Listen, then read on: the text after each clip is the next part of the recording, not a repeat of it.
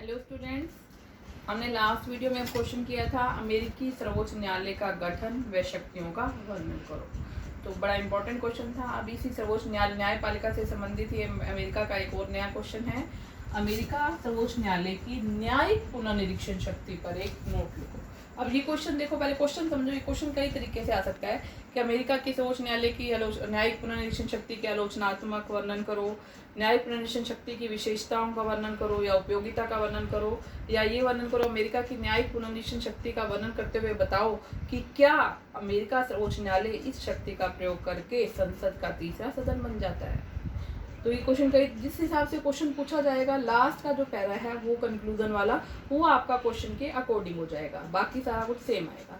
तो अब सबसे पहले हम इसमें देखो, मैं आपको मेन बातें बता दी इसमें आएगा क्या क्या चीजें। सबसे पहले आएगा न्यायिक पुनर्निरीक्षण का अर्थ। तो पहले इसका अर्थ बताना है प्रॉपर, न्यायिक पुनर्निरीक्षण का अर्थ क्या होता है। तो ध्यान से समझना, न्यायिक पुनर्निरीक्षण नाम से पता चला, न्यायिक दोबारा से निरीक्षण, जांच पड़ताल करना कि जो विधान पालिका, आपको पता है कि शक्ति प्रतिगण का सिद्धांत है, कार्यपालिका, विधान पालिका और न्यायपालिका, सरकार के ये तीनों अंग हैं। विधान पालिका कानून बनाती है, कार्यपालिका लागू करती है और न्यायपालिका उन कानूनों की न्यायिक जांच करती है। तो न्यायिक पुनर्निरीक्षण के द्वारा न्यायपालिका विधान पालिका द्वारा बनाए गए कानूनों और कार्यपालिका द्वारा दिए गए आदेशों को की न्यायिक जांच करती है। अगर कोई कानून या आदेश हमारे संविधान के नियमों के खिलाफ है तो न्यायपालिका ऐसे कानूनों को न्यायिक पुनर्निरीक्षण शक्ति के द्वारा रद्द कर देती है। तो न्यायपालिका की इसी शक्ति को क्या नाम दिया गया? न्यायिक पुनर्निरीक्षण। न्यायपालिका द्वारा विधान पालिका और कार्यपालिकाओं के आदेशों की, कानूनों की न्यायिक जांच करना। कोई कानून या आदेश सर्वोच्च न्यायालय के संविधान के नियमों के खिलाफ है तो उसे क्या कर सकते हैं? रद्द कर सकते हैं। तो ये था न्यायिक पुनर्निरीक्षण का अर्थ। तो मुंड्रो ने भी बड़ी अच्छी बात की है कि न्यायिक पुनर्निरीक्षण सर्वोच्च न्यायालय की वह शक्ति है जिसके द्वारा सर्वोच्च न्यायालय कार्यपालिका के कानून और विधान पालिका के कानून और कार्यपालिका के आदेशों को असंवैधानिक घोषित करके उन्हें रद्द कर सकती है। तो ये था न्यायिक पुनर्निरीक्षण का अर्थ।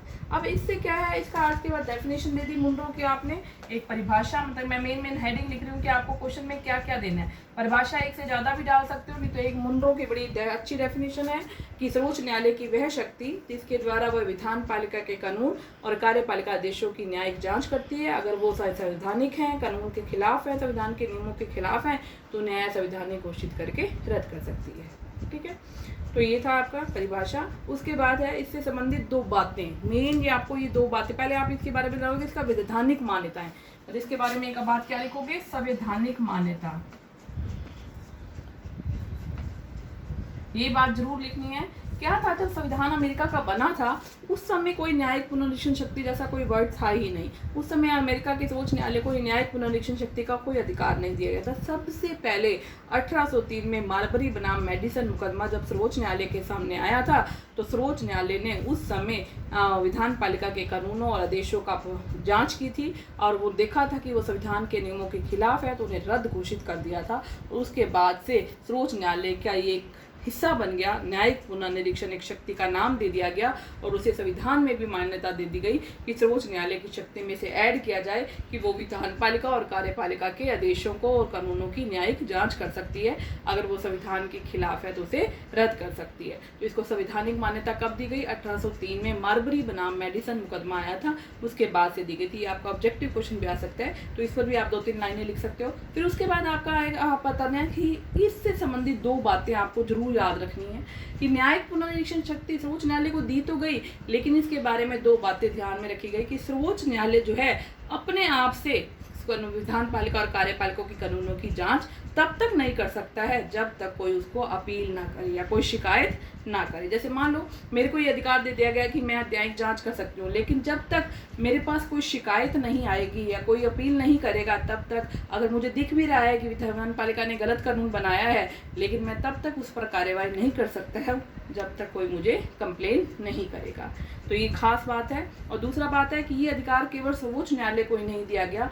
अमेरिका में जो निम्न न्यायालय थे, राज्य न्यायालय थे, जो संघीय न्यायालय थे, उनको भी न्यायिक पुनर्निरीक्षण का अधिकार दिया गया। लेकिन अगर उनकी बातों से कोई संतुष्ट नहीं था तो अंतिम निर्णय सर्वोच्च न्यायालय को ही प्रदान किया गया। तो न्यायिक पुनर्निरीक्षण से संबंधित ये 2 बातें जो हैं वो सबको ध्यान से समझनी है। तो ये था न्यायिक पुनर्निरीक्षण का एक बेस, जिसमें हमने क्या बताया, न्यायिक पुनर्निरीक्षण क्या है, उसकी परिभाषा, फिर उसके संवैधानिक आधार, मतलब उसको कब संवैधानिक मान्यता दी गई, और उसके बाद उससे संबंधित 2 महत्वपूर्ण बातें। अब हमारा आता है न्यायिक पुनर्निरीक्षण की उपयोगिता। इसका क्या महत्व है, इसकी क्या उपयोगिता है, क्यों ये इसको संवैधानिक मान्यता दे दी गई। तो सबसे बड़ी महत्ता क्या थी, शासकीय जो व्यक्त लोग थे उनकी तानाशाही पर रोक। जो सत्ता में जो लोग थे, जो जैसे कार्यपालिका में, विधान पालिका में, वो अपनी मनमानी नहीं कर सकते। वो कोई भी ऐसा कानून, कोई भी चीज़ संविधान से ऊपर नहीं है, तो वो कोई भी ऐसा कानून नहीं बना सकते हैं जिससे देश में उनकी तानाशाही समाप्त हो, स्थापित हो और संविधान के नियमों की धज्जियां उड़ जाए। तो सबसे पहला काम, सबसे पहली उपयोगिता क्या थी, जो सत्ताधारी लोग थे उनकी तानाशाही पर अंकुश लगा दिया गया। दूसरी इसकी बड़ी उपयोगिता क्या थी, इससे क्या हुआ, नागरिक के मौलिक अधिकारों की रक्षा। अब हमने इसमें क्या लिखना है, उपयोगिता। मैं मेन बातें बता रही हूँ, क्या क्या आएंगी इसके अंदर। उपयोगिता, संवैधानिक मान्यता, उसके बाद आपको एक वर्ड पॉइंट और लिखा था, 2 महत्वपूर्ण बातें। मतलब कि आप हेडिंग भी नोट कर सकते हो, मुझे ये चीजें इस क्वेश्चन के अंदर डालनी है। महत्वपूर्ण बातें, 2 बातें इससे रिलेटेड। फिर है इसकी उपयोगिता। इसकी उपयोगिता में मैंने आपको क्या बताया, पहला पॉइंट कि सत्ताधारी लोगों पर अंकुश लगता है। दूसरा क्या है, हमारे जो मौलिक अधिकार हैं उनकी रक्षा के लिए भी न्यायिक पुनर्निरीक्षण शक्ति बड़ी कामयाब सिद्ध हुई, क्योंकि कोई भी ऐसा कानून बनता है जिससे हमारे अधिकारों को ठेस पहुंचती है, हमारे अधिकारों को हनन होता है, तो हम सीधा सर्वोच्च न्यायालय पर जाते हैं और सर्वोच्च न्यायालय न्यायिक पुनर्निरीक्षण शक्ति के द्वारा ऐसे कानून को रद्द कर सकता है। तो ये इसकी उपयोगिता थी। नेक्स्ट इसकी उपयोगिता क्या थी, कि सर्वोच्च न्यायालय की शक्ति के द्वारा क्या किया जा सकता है, संघात्मक प्रणाली के लिए भी ये शक्ति बड़ी आवश्यक थी, क्योंकि अमेरिका में क्या था, संघात्मक ढांचा, केंद्र सरकार और राज्य सरकार दोनों के अलग अलग पावर्स है।